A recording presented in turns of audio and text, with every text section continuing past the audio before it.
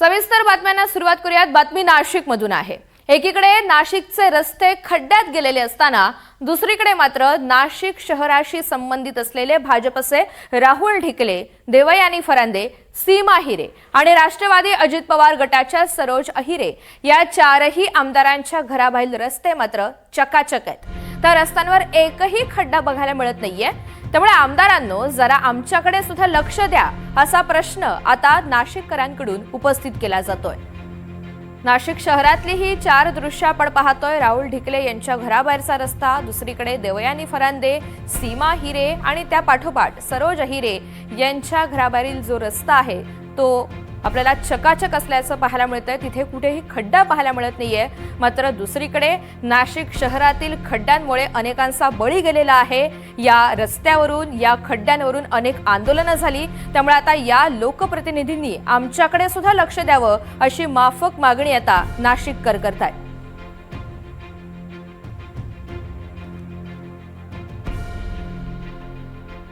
या सगळ्या संदर्भात सविस्तर आढावा घेतलेला आहे आमचे प्रतिनिधी प्रांजल कुलकर्णी यांनी।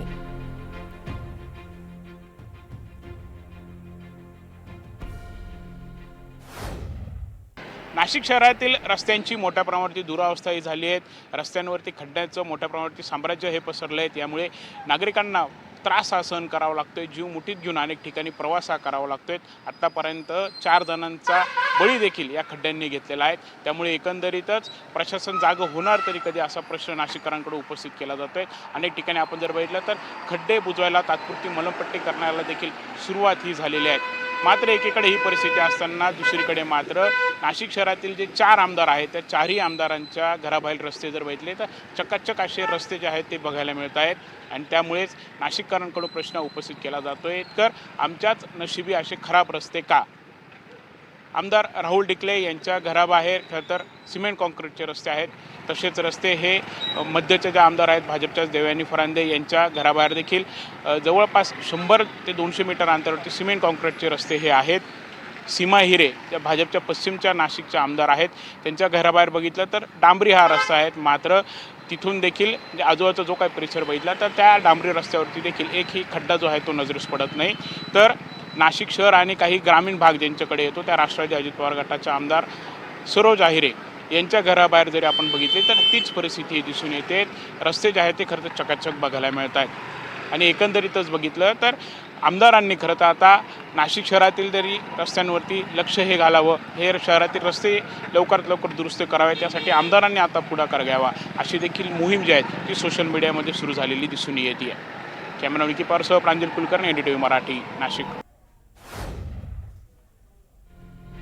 तर सुरुवातीला आपण पाहतोय राहुल ढिकले यांचं जे निवासस्थान आहे तो परिसर आहे आणि तिथले रस्ते हे चकाचक आहेत, व्यवस्थित आहेत। तिथे कुठेही आपल्याला खड्डा पाहायला मिळत नाहीये।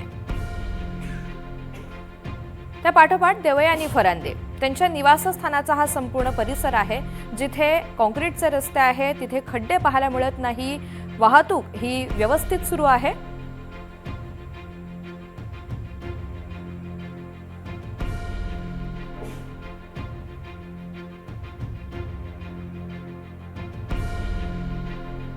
सीमा हिरे यांचं हे निवासस्थान आहे आणि संपूर्ण परिसरातील रस्ते हे व्यवस्थित आहेत। त्यामध्ये आपल्याला कुठेही खड्डा पाहायला मिळत नाही। मात्र दुसरीकडे इथूनच काही जवळचे जे परिसर आहेत तिथे शहरात विविध ठिकाणी खड्डे पाहायला मिळतात। आणि यानंतर शेवटचा जो परिसर आहे तो आहे सरोज अहिरे यांच्या निवासस्थानाचा। 2-3 रस्ते निवासस्थानापासून जवळच्या भागामध्ये आहेत। सर्व रस्ते सुस्थितीत आहेत, कोणत्याही स्वरूपाचे खड्डे पाहायला मिळत नाहीयेत अशी ही सगळी स्थिती नाशिकमधली आहे। दुसरीकडे नाशिक शहरातील रस्त्यांची दुरवस्था पुन्हा एकदा समोर आली आहे।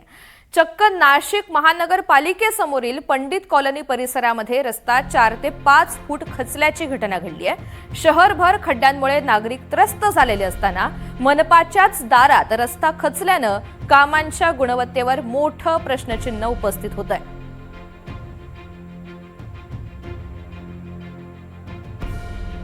या सगळ्या संदर्भात अधिकची माहिती जाणून घ्यात राहुल वाघ आपल्यासोबत आहेत. राहुल, नाशिक शहरातील विविध रस्त्यांची नेमकी काय अवस्था आहे हे अवघ्या महाराष्ट्रानं गेल्या काही दिवसांमध्ये पाहिलंय, मात्र दुसरीकडे महानगरपालिकेसमोरील रस्ता सुद्धा खचलेला आहे.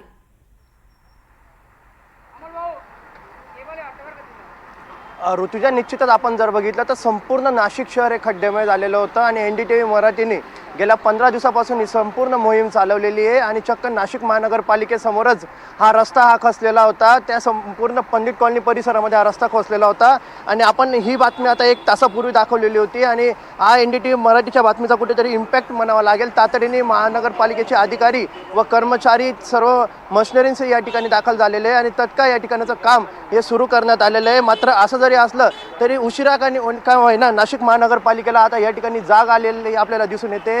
खरं तर आपण जर बघितलं तर सिंहस्थ कुंभमेळ्याच्या पार्श्वभूमीवर नाशिकमध्ये हजारो कोटींची विकास कामे हे केली जात आहेत आणि त्या पार्श्वभूमीवर त्यांच्या गुणवत्तेबाबत देखील प्रश्न वारंवार उपस्थित केला जात होता आणि आपण आता जर बघितलं कुठेतरी NDTV मराठीच्या बातमीचा इम्पॅक्ट आपल्याला बघायला मिळतोय. तातडीने या ठिकाणी महानगरपालिकेचे अधिकारी हे दाखल झालेले आहेत आणि या ठिकाणी आता खड्डा बुजवण्याच्या कामाला या ठिकाणी सुरुवात झालेली आहे. खरं तर हा 5 ते 6 फूट एवढा खोल हा या ठिकाणी खड्डा पडल्याचं आपल्याला दिसून येत होतं. ऋतुजा, खरं आहे, NDTV मराठीच्या बातमीनंतर तरी प्रशासनाला जाग आलेली आहे. हा रस्त्याच्या आता डागडुजीचं काम हाती घेण्यात आलेलं आहे आणि इतरही शहरामध्ये रस्त्यांच्या बाबतीत हीच तत्परता दाखवली जावी अशी अपेक्षा आपण सुद्धा व्यक्त करूयात. धन्यवाद सविस्तर माहितीसाठी.